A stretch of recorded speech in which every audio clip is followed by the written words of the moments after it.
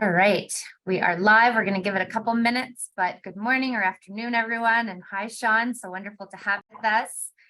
How are you doing today, Shawn? Very good. How are you? Good. Thank you. Good. Excellent. It started snowing this morning in Calgary, so we Uh, are extending our winter, but I'm sure the skiers and snowboarders are thrilled about that. yeah, I don't know many people thrilled about snow right now. We just lost what we gained in snow about a day ago, but yeah, but it's April, right? Yeah. So May's coming.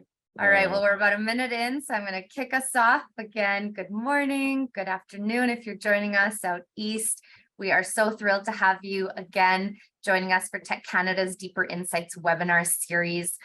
We do these bi-weekly on Thursdays, and it's our pleasure to really bring together some exceptional thought leaders and insights to really deepen your understanding of what's most timely and happening in the world today. I'm Katrina Pescu. I'm Tech Canada's Marketing and Communications Manager, and I'm really delighted to host today's webinar, and especially to be joined today by Shawn Casemore.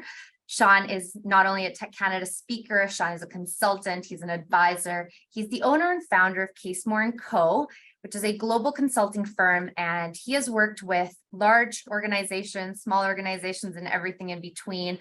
CN Rail, Tim Hortons, Pepsi, MMP, Bank of Montreal, and well over 200 other leading organizations.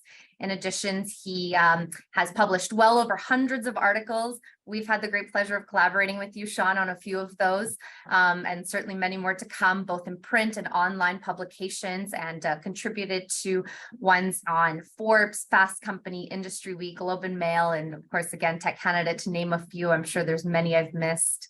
You've also written 3 commercially published books, including your most recent, The Unstoppable Sales Machine. And more importantly, whether you're joining us on Zoom or following on the social media channels, we're really thrilled to have you here and really encourage you to put in comments.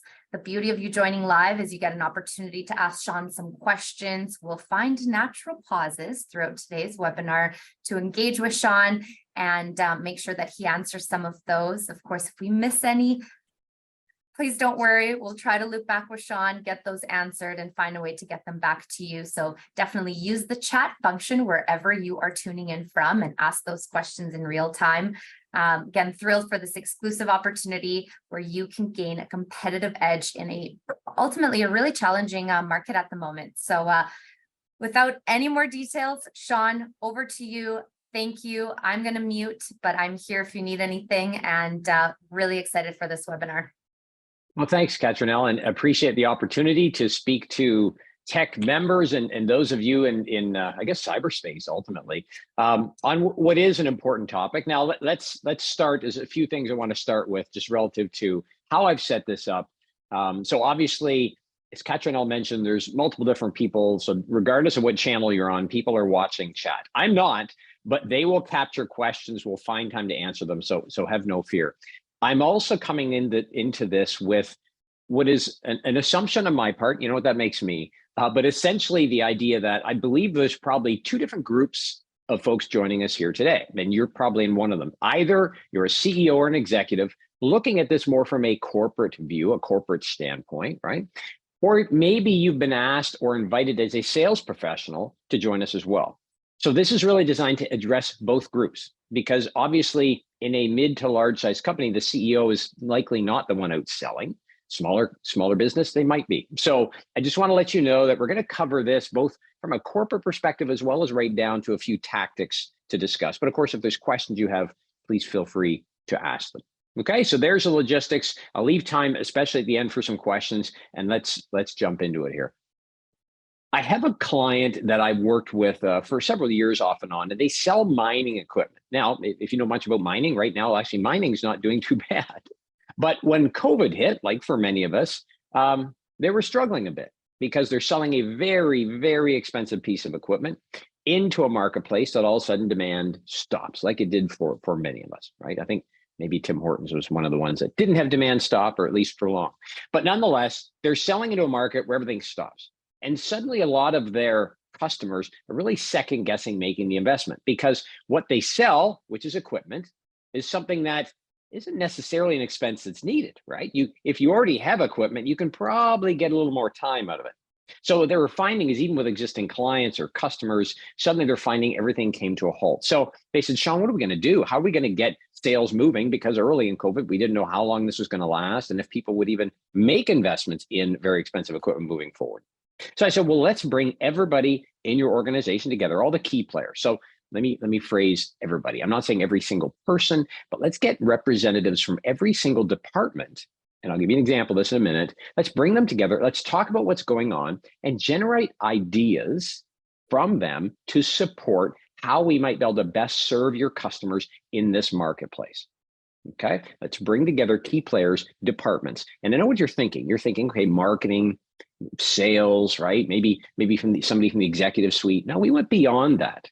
Engineering, production, reception. Again, I'm thinking about their business. We took somebody from every single area, brought them together, explained what's going on, and really facilitated a brainstorming session around how can we best serve our customers in this new market where making a large investment is something they want to hold back on. So of course, we relied on sales for the intel they'd been receiving from customers who weren't buying. What were they telling sales? Shared that with everybody. And there was also other little bits and pieces that other individuals could bring to the table. For example, accounting shared the fact that they're chasing a lot of people to collect payment. Now, let me cut to the chase. Through this workshop and these ongoing discussions and dialogues, really the outcome was a plan.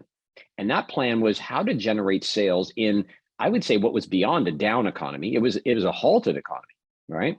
And here's some examples of what came up. And here's the key to this. These weren't examples generated just by sales or just by the CEO. These were generated by the people who would be executing on the ideas. So for example, production came forward and said, you know what?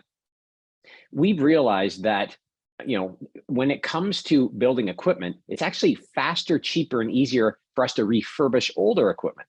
So they brought forward the question to sales. Do you think there's some customers out there that might have older equipment that maybe don't want to buy new, but would be willing to have their existing equipment refurbished? Sales said, yeah, absolutely, that's the case. So suddenly there's an opportunity now to refurbish units, right? Which generates new selling opportunities because a refurbished unit is cheaper than a new unit. It keeps production busy. And they were still able to get a lot of the key components that would be required for refurbishment. It was other components that they struggled to get. Engineering stepped forward and said, there's some areas within the structure, the framework of what we're building here that there's some very expensive components. We've got ideas for cheaper components. Do you think there'd be some interest if we could test out on some customers some cheaper components? We could do some field testing by selling them a unit that would be, at a lower cost. And ultimately, when they bring it into the testing grounds, we'd be able to see if it really works, but they get a cheaper price. Do you think they'd be interested in that? Sales said, absolutely, they'd be interested in that. So the discussions continued on. Reception shared that when somebody called, rather than put them through to voicemail with sales, they would directly send them to sales cell phone, and they actually set up a way to do that. Because reception said, we think it's important. If a customer actually calls, we better make sure they talk to whoever they need to talk to immediately. So my point is this: when it comes to the economy slowing, stopping, halting, whatever the case is, it's all hands on deck. We cannot simply rely on sales to say, wow, things are slow, better hire another salesperson, right? Sales, you better work harder. I mean, yeah, those are all ideas, but think about how many people are in your organization that could directly or indirectly influence sales. You see, that's the key. And that's what I want you to consider here today as we're going through this conversation. Thinking about everybody in the organization and how they can support your opportunity to sell. Now, if you're saying to me, okay, Shawn, that's fine, but they're not out on the road, they're not knocking on doors, they're not calling customers, how are they going to sell? That's what we're going to talk about today. Okay. Now, you're wondering about the punchline. What happened with this client? Well, some of the ideas that came out, the refurbishment, that led to accounting and production coming up with the idea of a rent to own program where they could sell a new piece of equipment, rent out a new piece of equipment for up to a year. Clients love that because they didn't have to make the financial commitment. The company actually made better margin because they're making more margin on a rental piece of equipment. At the end of the 12 months, the end of the year, the customer could either buy that unit out, right, at a slightly discounted price, or extend the rental, or return it. And if they returned it, it became a refurbished unit that they sold at a lower price.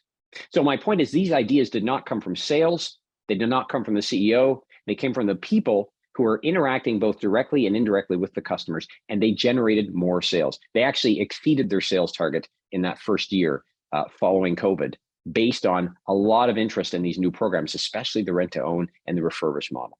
So the good news is when the economy changes, when things get tough, if we get creative and if we engage those around us, we can come up with new ideas on how we can sell. Okay, so something to consider. Let's talk more about what this looks like, though, in the real world. You know, I'm going to tell you, I mean, you can look at this on the screen, and I'm going to tell you something you already know today, which is it's easier to sell to an existing customer or client than it is somebody new. Now, here's the kicker. When it comes to a down economy, where should we focus our time and effort? When it comes to sales and sales times and effort, we want to make sure, obviously, that we're continuing to pursue new business, because there are opportunities that I'll explain in a minute that can come about in a slower economy, and we don't want to miss those opportunities. But we really need to zero in on our existing customers. And here's the interesting thing. Depending on what you're selling, sales isn't always in the loop with existing customers, right? So what tends to happen in most organizations, whether you're a legal firm, whether you're an insurance firm, whether you're a manufacturer, whatever the case might be, oftentimes sales gets the order in the door and then it's passed off to somebody else, right? And if sales gets that order in the door and there's another opportunity to sell them something else, sales will circle back in and focus on that. So when it comes to serving existing customers, sales has a role to play, but so does everybody else, okay? Now, with the economy slowing, going slower, whatever the case might be, there's some things that tend to happen. So I want you to think for a moment about yourself, about being in this kind of slower economy, and ask yourself, well, what do we tend to do when it comes to spending money or making investments when the economy is slow? I think you're going to come up with 3 different ideas. First off, your engagement with existing, and I've used the term here, suppliers. You might call them partners, call them what you will. I've just used suppliers as a general term. But engagement with existing suppliers tends to increase, right? Why?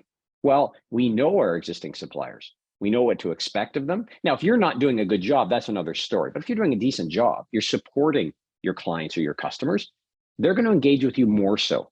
You might even find you get a call from them saying, we've got a problem over here. Is that something you can help with? You see, when the things slow down, the economy is slower, there's less money to spend, we tend to retract, right? Companies and the people within them tend to retract. We pull back, we hold back. And investing with a new supplier or buying something new or trying something new are things that we tend to say, well, let's park that for a moment because we need some stability here, right? So this is good news. If you've served your customers or clients well, it's good news because it opens up the door to new opportunities with your existing customers. Here's an example of that. And some of you might have done this. This became pretty commonplace. And again, I'll use the same example because prior to our current economic state, the most dramatic downturn in the economy was a few years ago during COVID. So I'm not trying to refer to COVID to take us back to COVID. Nobody wants to talk about that anymore, but I am taking back to the economic impact at the time. I had many clients calling me, in addition to the one I mentioned earlier, saying, "Ooh, what do we do? We've got salespeople, but can't go see anybody. They're not answering emails. They're not working at the office. Oh my goodness," right? I said, here's what you do. Call every single client you have, even ones you don't, but especially focus first on those you have, and just check in. Ask them, how are they doing? How is everything for you? Are you navigating the current economic environment well? Is there something we could help with? Don't have the intention of selling, have the intention of helping. And that ultimately led to a few things. Number one, in some cases, it led to sales.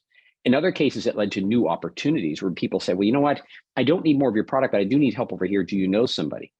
Right? So it gave an opportunity to identify further opportunities to sell in some instances.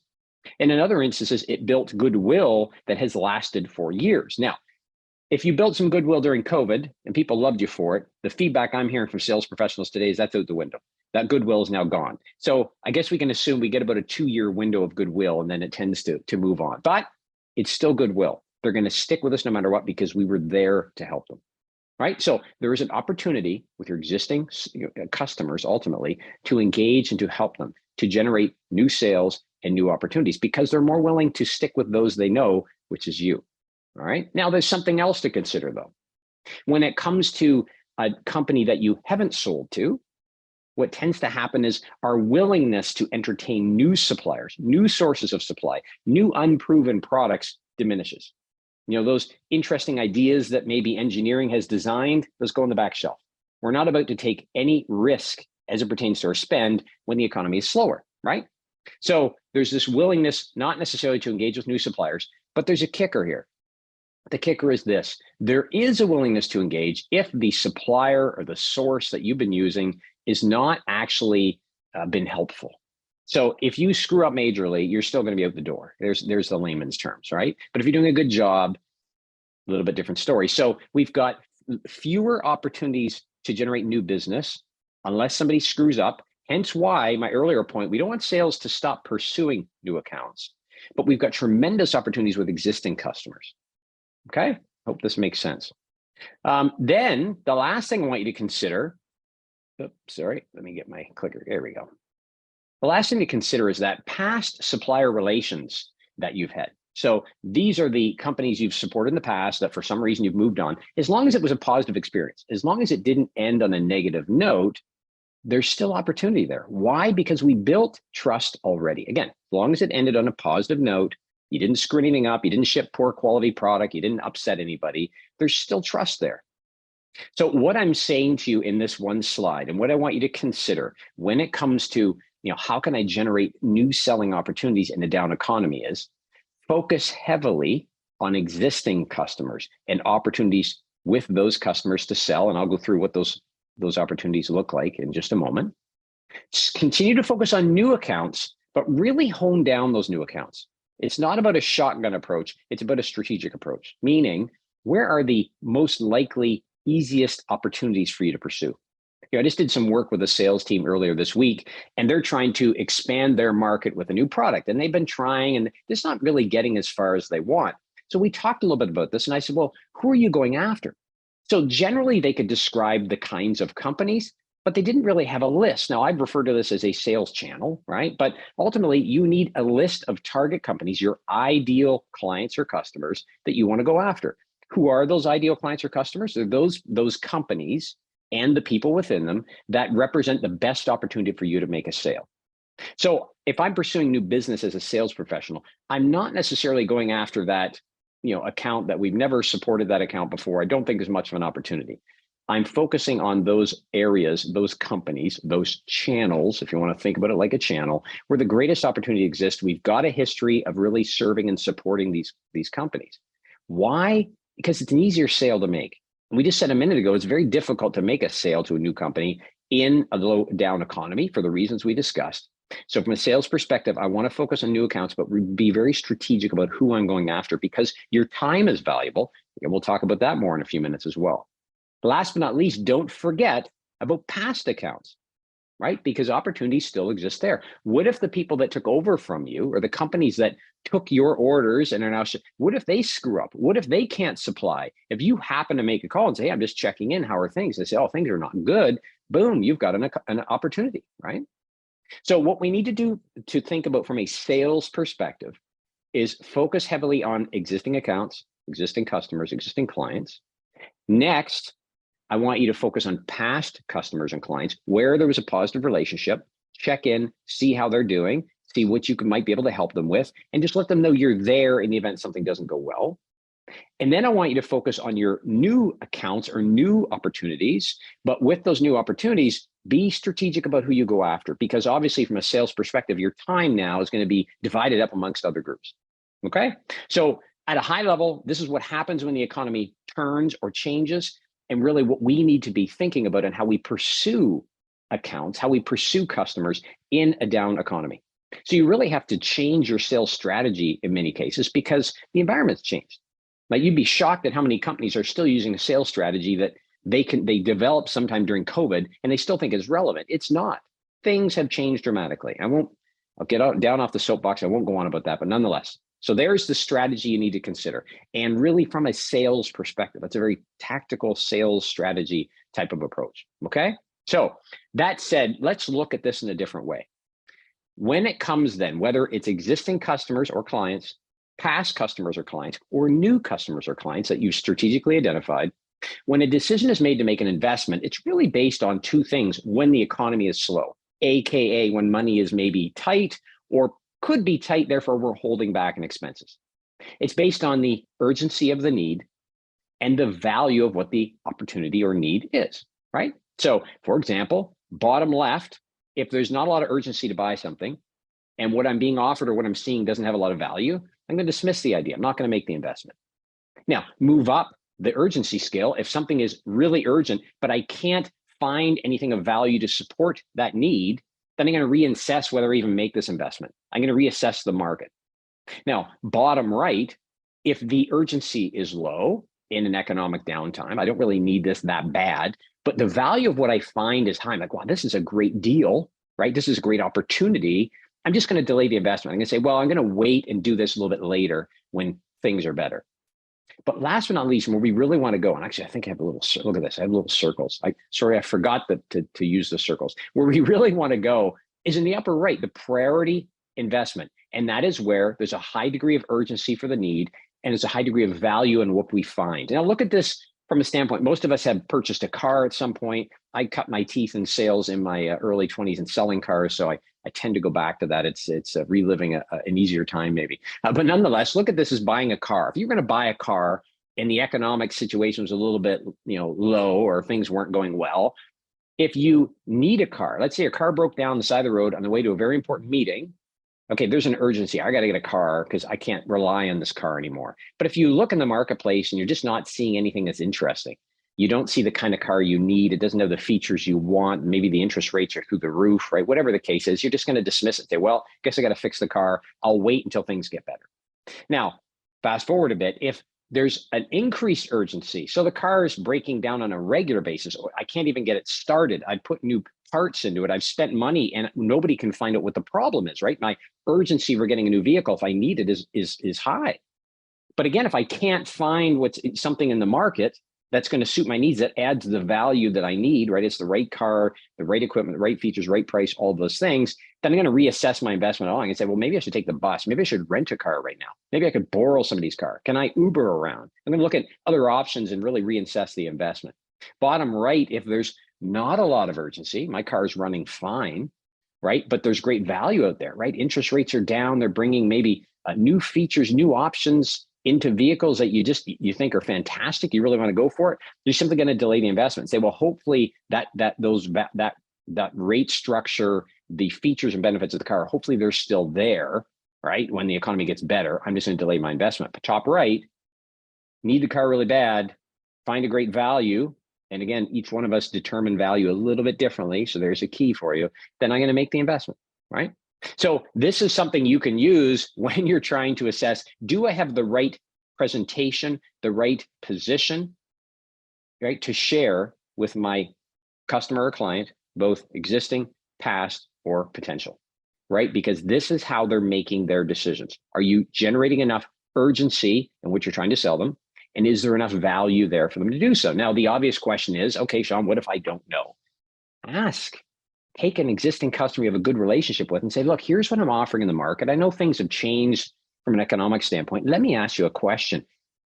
When is the need most urgent for what I'm selling, right? That answers that side. And what is the value that I bring to the table enough? If not, what else? What else? What else do I need to bring to the table? Right? So you can use this again as a sales professional. I'm going to break out of this sales professional piece, but I wanted to cover this at the beginning. I wanted to start tactical and go a little more strategic. But from a sales professional, you can use this as your strategy and get some feedback from good, solid existing customers and identify how do you improve your offer to the marketplace so that it fits this mold and it becomes that priority investment, right? Get feedback, change your offer, priority investment. Okay. All right, let's move on. Hope that makes sense to everybody. Just keeping an eye on our time here, doing well. So here's the key though. Let's move to a more strategic level, okay? The question becomes, if I'm serving existing clients or customers, and those existing clients or customers are being served by multiple people in the company, not just sales, okay? And past customers or clients of ours, well, they have been served by other people beyond sales. And new customers or clients, if we do bring them on, we're probably gonna expose them to others who are not sales. The question from a strategic level then becomes, how can we ensure that every interaction with existing, new, and past customers or clients is treated with urgency and provides value, right? That's the key question. And that's a question that goes beyond sales. I mean, sales can use that to create their, and I hate the phrase pitch, but I'll use it because everybody knows what I'm talking about. They can use it to create their pitch or create their approach. They can use it to inform the dialogue they have. But we need to ask ourselves strategically, right? Because as we said at the very beginning, there's more than just salespeople involved in the interactions with existing and past customers. And even with potential customers, sales might close them initially, but then others come into the fray. And the other thing I didn't mention here is if somebody takes the risk, if a new potential client engages with you when times are a little bit tough, are they more sensitive or less sensitive to anything not going as planned, right? I think you'd agree they're more sensitive, meaning if things don't go exactly as they expect, they could pull the plug. And there's a higher risk of that. They are more sensitive when the economy is slower, is down, right? It's tough. So strategically, think at a different level. Think about everybody and the impact they have, both directly and indirectly, on our customers or clients, past, existing, and future. And really ask yourself, how could we ensure that every client or customer is treated with urgency and there's really value that's added here that makes it, that draws them in, okay? All right, so with that said, here's what I call this. You have to give everything a name. This is what I call this, right? It's the customer-centric sales culture. We need to build a culture of people within our organization that see the customer first, that recognize that their impacts, both direct and indirect, on our customers has a direct impact on our ability to sell. We can no longer, especially when times are down, the economy's down, focus on just sales, right? I was speaking with a client last week, right? And they've got a fairly large sales team. Now, they've got a lot of other people behind that, multiple different facilities. But when I was talking to the client, he said, let me ask you a question. We've always had a lot of salespeople, and of course, your different levels of performance. How do we really take this to the next level? And I said, well, it's simple, but it's complex. I'll say it, and it's simple when you think about it, but how you introduce this, how you implement, that's where it becomes more complex because every business is a little bit different. But what you need to focus on is a customer-centric sales culture. You need everybody in the company to recognize they impact the customer, the client, directly and indirectly, and that impacts sales.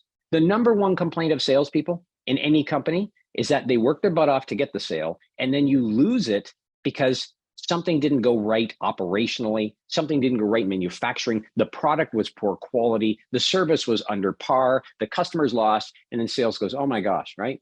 2 years of my life bringing on this new customer, and now they're gone. And my chances of getting them back, it's going to take forever. Number one complaint. So we need to think of sales differently. Think of a customer-centric sales culture, not we have a sales team. Okay, now there's a reason I say this. Let's go through this. Let's take a look for a moment at what the typical buying journey looks like. So from a customer standpoint or a client standpoint, what tends to happen when they're exposed to our company? Well, there's the pre-sale experience, right? There's the sale itself and the experience they have there. There's the delivery or the support of whatever it is they've purchased and the experience they have there. And then there's the post-sale experience. What kinds of things do our customers really experience in each one of these areas? Well, in the pre-sale, it's the reputation that your company has. It's maybe word of mouth. They've heard something about your product, your service, your company, your brand, right?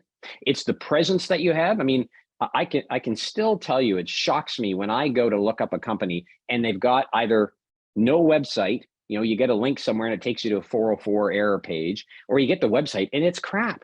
It's complete crap. Websites today are the business card of yesterday. If you do not have a decent looking website, you're in trouble, right? So there's also social proof. If you don't have a presence in the social, I don't say about social media, but if you don't have a presence in the media outlets where your buyers, where your ideal customers are hanging out and spending time, there's a problem, because that means they don't know about you.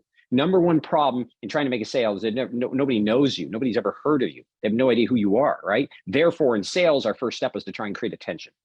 So you can do that. But what I want to start right now is just think about the experience your customer's having as it pertains to the reputation, the word of mouth, the presence of your company, and social proof. You could be the best company in the world, but if your website sucks, what does that tell your potential customers about your company? Unfortunately, they judge you, right? There was a study done by Gartner. You probably heard me mention it before. I've talked about it in the past, but what it found is 27% of a buying decision, 27% of the time of buying decision is spent on online research. Another 18% of time, is spent on offline research. Almost 50% of the buying decision time is spent researching before they engage with sales. When they engage with sales, guess how much time they spend? 17%. And that 17% is divided by the number of salespeople they're talking to. So sales has a very slim margin of an opportunity to sell. It's everything else that people are using to judge, are you the right fit for us? Is your product right for us? Is your service right for us? So when it comes to the sale, what are our customers, existing, past, or future, considering? They're thinking about the promises that are being made, the commitments that are being made, and the exchange of value. If I pay you X, am I getting more than that in return? Not equal, more. Let's be honest, everybody wants to feel like they get a deal. The only way to do that is that I believe what I'm receiving is of greater value than what I've spent, right? What is the experience in the delivery and support level? Well, it's the quality of what we're providing them, whether it be the service, the product. It's the responsiveness we have when they have a need. Has anybody ever called to a airline, bank, lately? I mean, it's difficult to reach somebody, depending on the situation. I think Air Canada, for example, at least has a callback feature now, which is nice, right? But it's just painful. And we are becoming less and less patient as a human being. So are your customers. Can you imagine if sales works to get a lead, and then on a Friday afternoon, 4 o'clock, they call into the office because they remember the company name, they just don't remember the person's phone number. Maybe they didn't have a business card. All right. So they call the main number, the person that answers says, yeah, we're closing in 15 minutes. How can I help you? What do you need? Oh, they're not here. They're gone. Call them Monday. That happens all the time. So we've got to make sure that we're responsive. The quality of what we're providing is ideal, right? There's fit and function, there's expectations. Last but not least, post-sale, after the sale is done, after the delivery has been provided, after the support has been given, customers reflect back on, or clients reflect back on, what was the experience that I had? How do I measure that experience? What was the energy level, enthusiastic or otherwise? We talked about calling banks, didn't we? That I received when I engaged with those folks, right? And there's obviously the social voice, which is what is the echo out there from a social standpoint relative. So it's kind of similar to word of mouth, but it's post-experience. Word of mouth is pre-experience. Social voice is post-experience. So what I want you to think of from a strategic level, and again, we've made a little bit of a shift here, is think about your customer-centric sales culture. Think about all the people in your organization, and then ask yourself, what impact do they have on each of these areas? A lot, right? It goes beyond just salespeople. It's beyond marketing. And the key is, and I jumped the gun on hitting my button. I'm sad I did that, but I was building to this point. Everybody has a direct influence on sales. Now you might say, well, Shawn, some people have an indirect. Okay, I'm not going to argue, but everybody, in my view, is in sales because they have a direct influence on the customer, whether they know it or not. And most people don't know it. You want to sell in a down economy, every single person in the organization better understand the impact they have on the customer, existing, past, or future. And if they don't, you're in trouble because you're hanging off sales who are going to try and get new accounts, which you just said earlier, new accounts aren't coming that quickly, right? Because they're focused on, oh my goodness, I'm not going to take any risks here. I'm going to stick with what I know, right? What is it? Stick with the devil you know rather than the devil you don't. Not that you're devils. That's not the point, but you get what I'm saying, right? All right, so let's keep going here. Here's the key. Let me back up for a second. If you're to say this statement at the bottom right here, everyone has a direct influence on sales. If you believe that, I hope you do, here's the response you're going to get from many people in the organization. No, I don't. I'm not in sales. Sales isn't in my title. I don't want to be part of sales. I've got nothing to do with sales. And that's a problem. Now you might say, well, how do I get past that? How do I move past that problem? Well, you don't talk about sales. I had a personal experience here.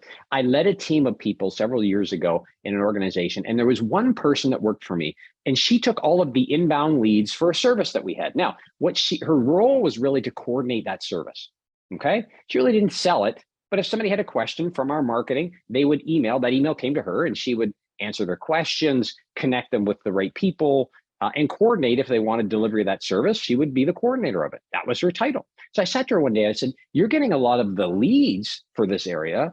Let's talk about how we engage with those leads. Let's talk about the scripts we use. Let's talk about maybe sequences and how we follow up where people actually don't engage. And she said, whoa, stop, time out, Shawn. I am not in sales. In fact, if you think you're going to put me in sales, I quit. I want nothing to do with sales. Like, okay, whoa, time out, right? Personal experience. People, many people, not all, but many people, if you start saying, oh, everybody here's in sales, You're going to walk out the door. So you can't do that. But what we can do is focus on the idea that there are opportunities to sell, especially in a down economy, more so with existing customers and past customers, and some strategic with new customers. And everybody needs to support that mission. And everybody can support that mission. At the very beginning, I told you about my client in the mining equipment. When we brought everybody in, we didn't say, hey, you're all in sales. But that's really the premise, isn't it? The premise is everybody impacts sales. It's not just up to sales. Now, if you're a sales professional right now joining, I'm sure right now you're clapping, you're looking around, smiling, go, that's right, Shawn, that's right. But if you're an executive, a CEO that's joining us here today, you're saying, hold on, okay, that makes sense. And you're probably thinking about customer experience. And that's part of it, right? But go back to the example I shared before. It's more than experience. We need to make sure that the experience, even before we get the chance to give them the experience, is positive, okay? So here is some questions for you to reflect on. We're not going to spend any time on them now, but something for you to reflect on as we move forward. I'll put them, all three of them up here. This is something you can do. So if you have a phone right now, take a picture of this. You can do this as an exercise with your group after our time here together today. I'm also going to send these slides back to tech, so they'll share them with you probably, and you'll have all this that you need, okay? But here are the questions you need to ask yourself. Who interacts with customers at each stage of their journey, right? Pre-sale, sale, delivery support, and post-sale. Who? Now, if you've got a large organization, maybe you start with the department. If you've got a smaller organization, you might start with names, okay? And then next, how can you validate your customer's experience at each one of these levels? How can you confirm what is the pre-sale experience customers are having? What is the sale experience they're having? What's the delivery support and the post-sale experience? And then from that, what gaps exist? Where can you make improvements? And what opportunities do you see? Now, I recently spoke with a group of CEOs on this topic. Obviously, we dove deeper. It was a little bit of a longer presentation. But one of the gentlemen that came away from this said, you know, I just realized that we've got a shipping department and we've got our own trucks that make deliveries to our customers. The drivers of those trucks are our best source of intelligence because they're dropping off and standing on the shipping dock of our customer. They can see our competitors' products. And they've got great relationships with the shipping people of our customers, and they can even ask them. So how's it going with the other suppliers? Do they deliver as quickly as we do? What would you say is a differentiator, right? There's all sorts of intelligence we can gain from the people in the organization that are already working with their customers. And that becomes the ingredients to making sales when times are slow. Everybody is in sales, okay? Now, there's going to be some barriers you're going to come across. Let's be honest. You take this message to your group of people, you pull them together, say, I've selected you individually because I think it's important we all sit here and focus on how do we improve our customer-centric sales culture? How do we ensure we're satisfying and supporting existing, past, and future customers? You're going to get some pushback and you're going to have some barriers to overcome. Those barriers might be any or all of the following. First off, your company culture. Now, I suspect most of you being here today have a very positive company culture, but if you do not, it's going to be difficult, right? Think about Uber. It would be very difficult if back when Uber did have some challenges there and there was some public knowledge about some things around the CEO, it'd be hard to pull people together and get their support, right? But presumably your company culture is positive. The organizational structure may make it difficult. You know, a bank, and I'm not saying this is an example of what not to do, but if you think about a bank, a lot of times there's a few people that are customer facing, and then a lot of people kind of on the top level of the organization. Well, you don't want to be taking those 4 or 5 people in the front line saying, here's all the things you need to do, while the other 25 people say, yeah, get doing it, right? That's not going to go well. This is everybody needs to be involved, and you may have to look at your structure and make some changes to satisfy this. Could be the type of product. If you have a low cost product, you might be struggling with how do I justify, right, making the investment of time in doing this because we're not selling anything that's worth a lot of money. You have to make that choice. Customer demands, lack of existing customer data. And here's the last one. I'm going to spend time on this in a few minutes. The inability to understand experience. The inability to understand the customer's experience. What I find a lot of companies do, and I'm going to back up for a second, when they're doing this, they do this exercise themselves. And what that means is they're drawing assumptions. And what that means, I won't tell you what that means. You know what that means. So it's okay to draw assumptions. And if you bring your team together, like my client did that I mentioned at the beginning, you can get some pretty good insights because you're getting them from different people in different departments that may have a different experience with your customers or clients. However, there's also got to be a sprinkling here of actual direct customer or client input. Okay, that's how we validate. I'm going to talk about how we do that in a minute, but that's important to understand. We really have to make sure that we involve our customers in this to get the right feedback. We do not want to make assumptions during a down economy and then add tasks or assignments to our people who are already presumably busy, right? That's going to lead to people being upset. We're not going to get the value from the exercise. And you're going to come back and say, well, Shawn told me to do this and he's wrong. I do not want that. That is not my intention. So make sure if you're doing this, that yes, bring your team together. You can discuss these questions, but call up some of your good clients, your big clients, long-term clients, and ask them, right? How can you improve their experience at each stage? What would they like to see? What if they heard from competitors that maybe you're not doing today? Okay. And while you're on the phone, ask for a referral. I'll talk more about that in just a minute. All right. So there's some barriers you need to consider, but here's really the opportunity. Okay. So we've talked about what to do and why we should do it. But really what I want to do is open your eyes to the opportunity that exists during a down economy. When it comes to sales people, sales professionals, your sales team, whoever they might be, they're really focused on these two areas, right? Bringing customers, potential customers, clients in the door, making the initial sale, and maybe there's an upsell opportunity, right? But a lot of times at that point, it's turned over, as I said at the beginning here, to other departments, other groups, other people. Those people then are responsible for the resell opportunity. If things go well, you get another chance to sell them. Now, maybe sales comes into that, but it's really the resell opportunity is usually influenced by those other than sales because it's the experience of the product or service that was received. But the key here is the referral opportunity. Now, let's think about that for a minute. Back at the start of this, we said that when the economy is down, existing customers that know us and they're having a fairly good experience, they trust us, right? There's an opportunity there. Past customers that know us, they trust us. Again, as long as it ended in a positive way for past customers, there's trust. So when there's trust, there's an opportunity to gain a referral. And referrals are not just something that sales should be doing. Now, this is a little bit of a stretch, okay? And I'll tell you why. When it comes to bringing everybody together and going through these exercises I've provided you, we have to talk at the very end about referral opportunities because for new companies that have not yet been customers or clients, the way to get in the door is through a referral. Why? Because it's I guess the way to describe it, it's a transfer of trust, right? So if I'm serving company A today and I'd like to sell to company B and I've got a really good relationship with company A, I want to make sure that I'm asking company A for referral, a specific referral. Do you know Bob at company B? Okay. We often put that on sales. And to some degree that makes sense, right? We want sales following up, checking in, whether you've got an account management process or not, doesn't matter. We want sales following up and they can ask for referrals. But the people better suited to ask for referrals are the people in your team. Now, not everybody, okay? I don't want your receptionist asking for a referral unless the opportunity presents itself. But think about the last person in the journey your customer deals with, or the department that is last in the journey that your customer deals with. And ask yourself, when it comes to the interaction between our customers and those people, is there ever an opportunity to gain a referral? Now, you might think, no, there's not, but I'll tell you there is. Here's the trigger that you want to ask for a referral. The trigger is a positive comment that is made to an employee. Now, I do some work with different teams, different organizations where I work with the non-sales team to this kind of a program I put together around this. But the key is not talking about sales. And when we do this, what I do is I train people that there's a trigger. When you hear a positive comment from a customer, obviously you thank them. And then you say, would you be willing to share that in terms of a testimonial, a case study, anything at all? Could we use that in some way? It's an easy entry question that most people, even outside of sales, are happy to ask, right? It's a very easy ask.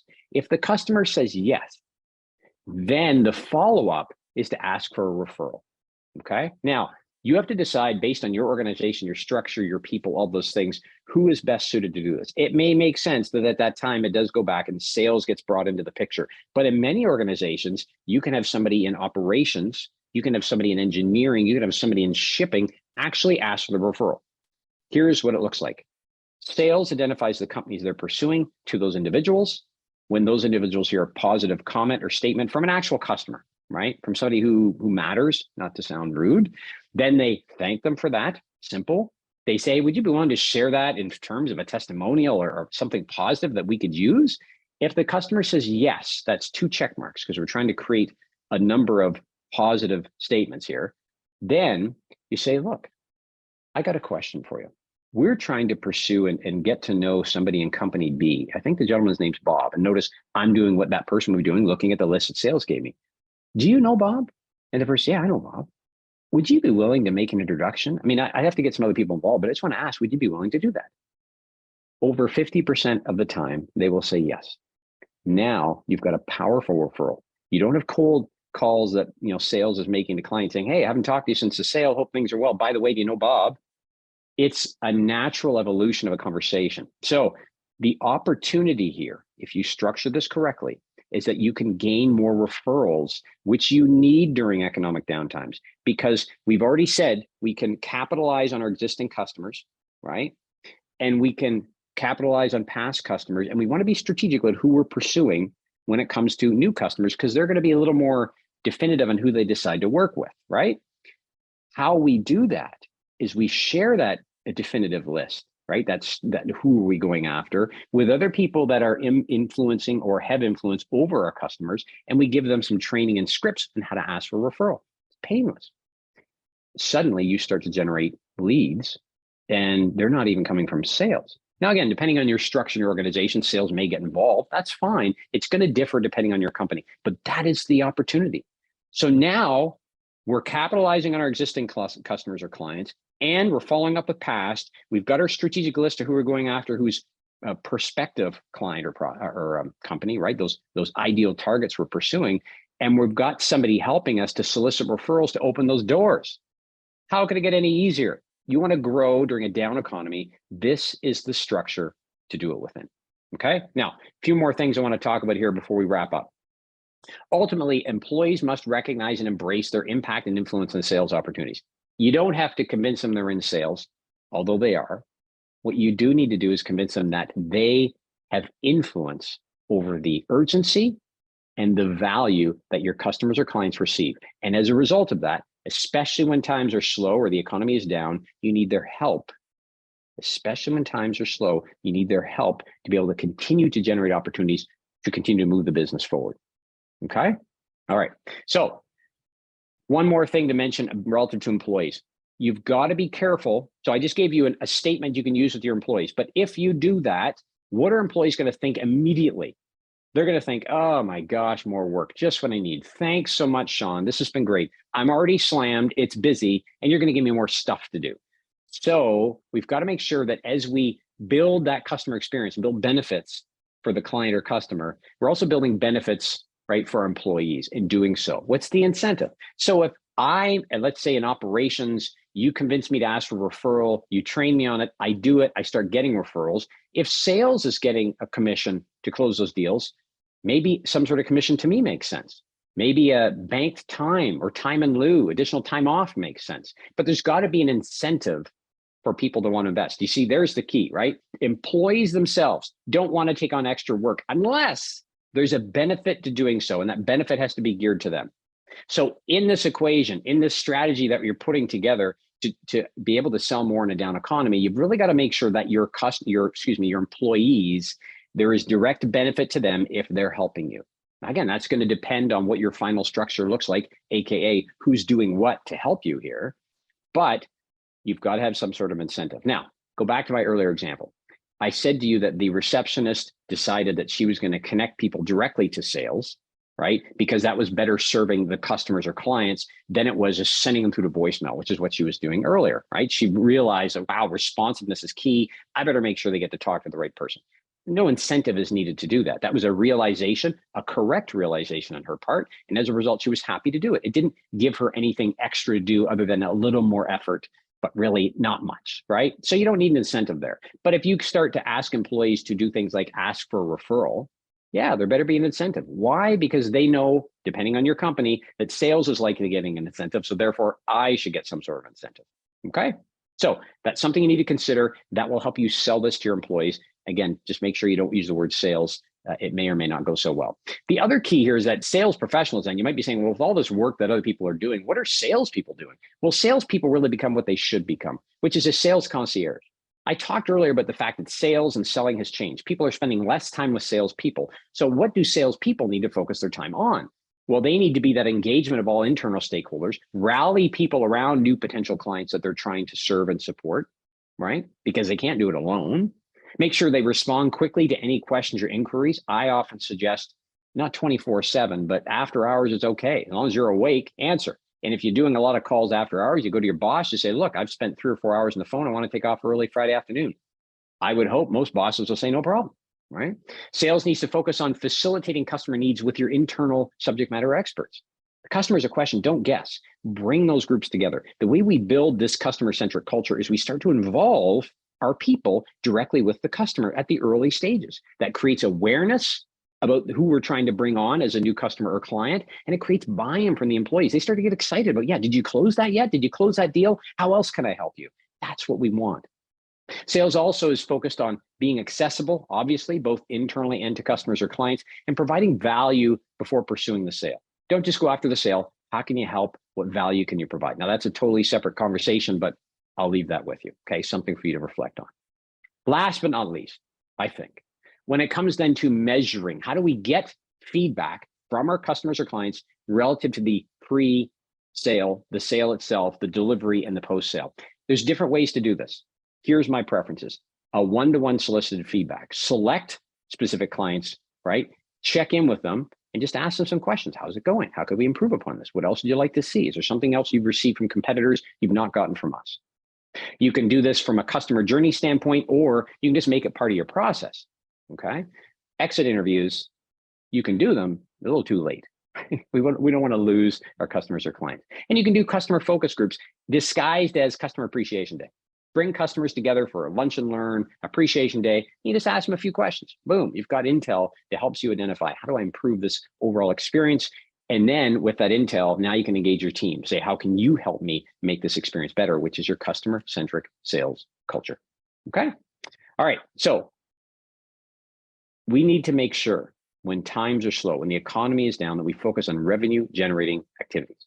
I say that again, revenue-generating activities. I say to salespeople all the time, open your calendar up and highlight all of the activities in your calendar, blocks of time that are dedicated to generating revenue. It's shocking to see how little is dedicated to generating revenue, right? A lot of it is dedicated to internal meetings and discussions and meetings I don't need to belong to.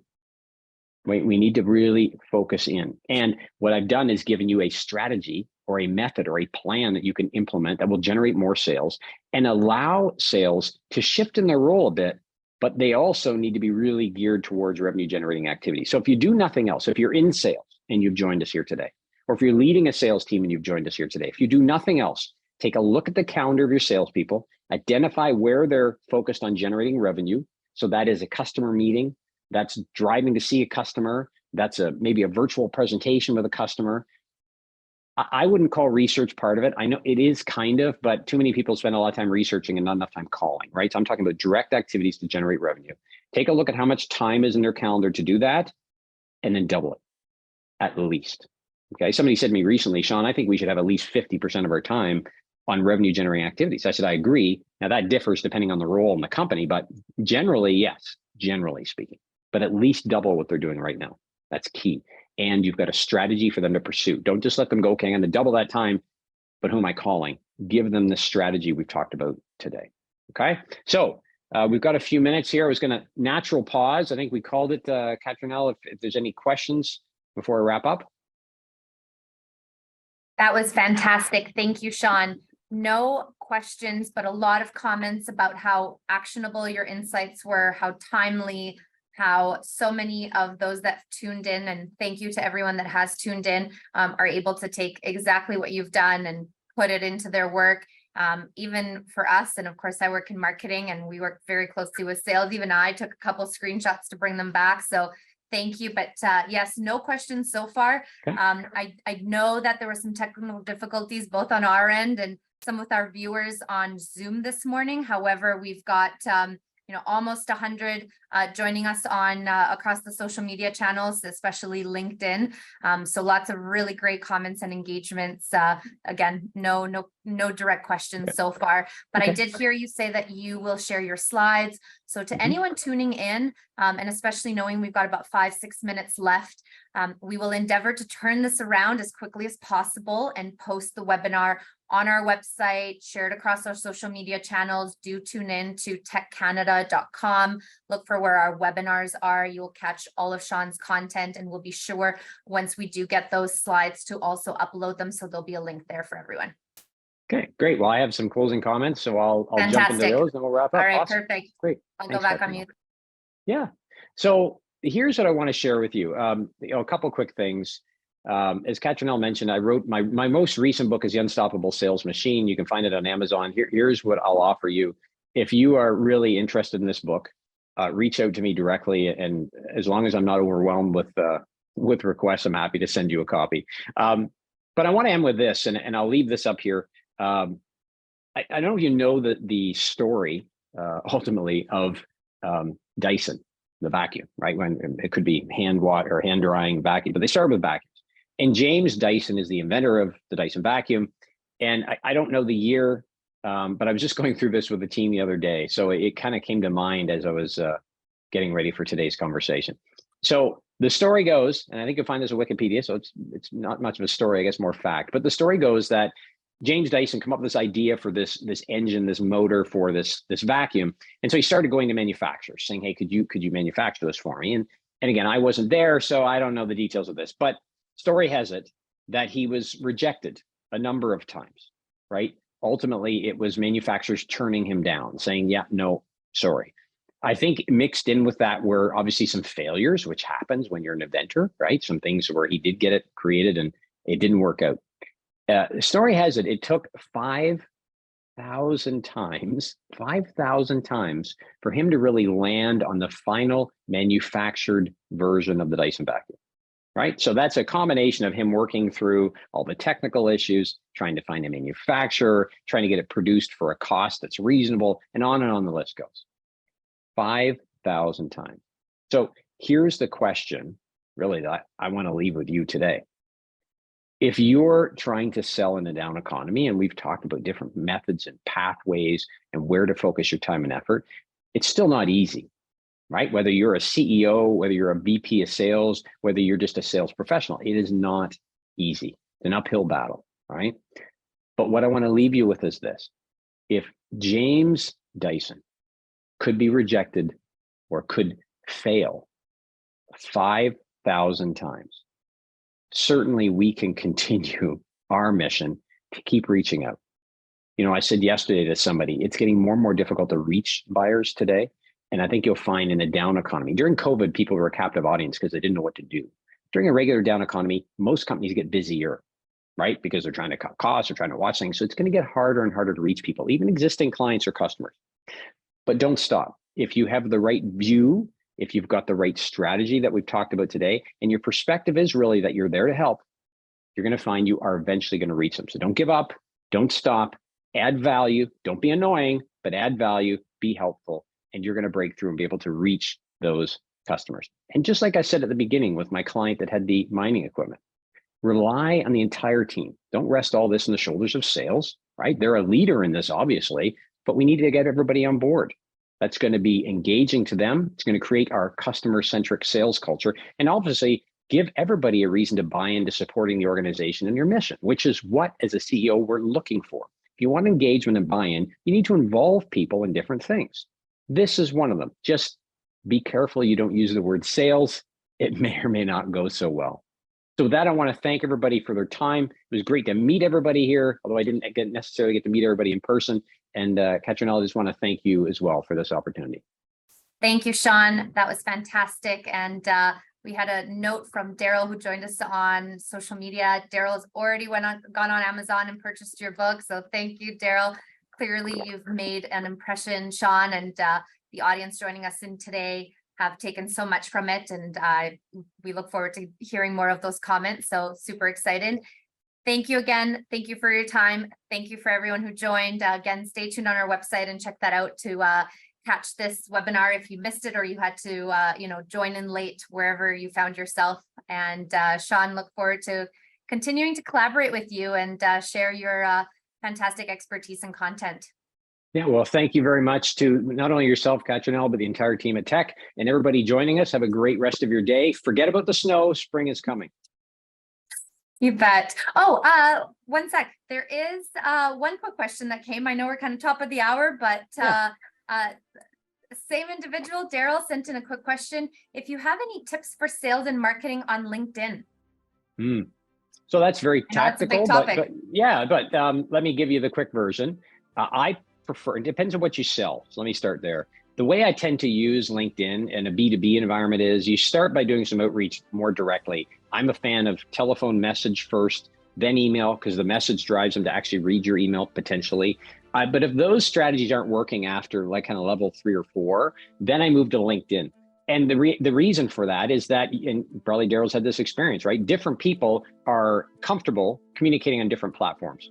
So I don't start with LinkedIn, but it's in my top 3, and it's usually about step 3 or 4 in my accelerated approach to prospecting that I often share with folks. So use it, but just be genuine. Just look for the connection, look for the referral opportunity if you can see that in LinkedIn. And if they want to engage there, then use that, but always obviously drive them then to a call of some kind, whether it be virtual or telephone. Fantastic. Thank you, Daryl. Hopefully that helped. Appreciate Shawn answering that last minute question. Again, thank you for your time. Thank you for your insights. And thank you to everyone for joining us on today's Tech Canada Deeper Insights webinar series. And we'll catch you in a couple weeks for our next one. Have a great rest of the day and week.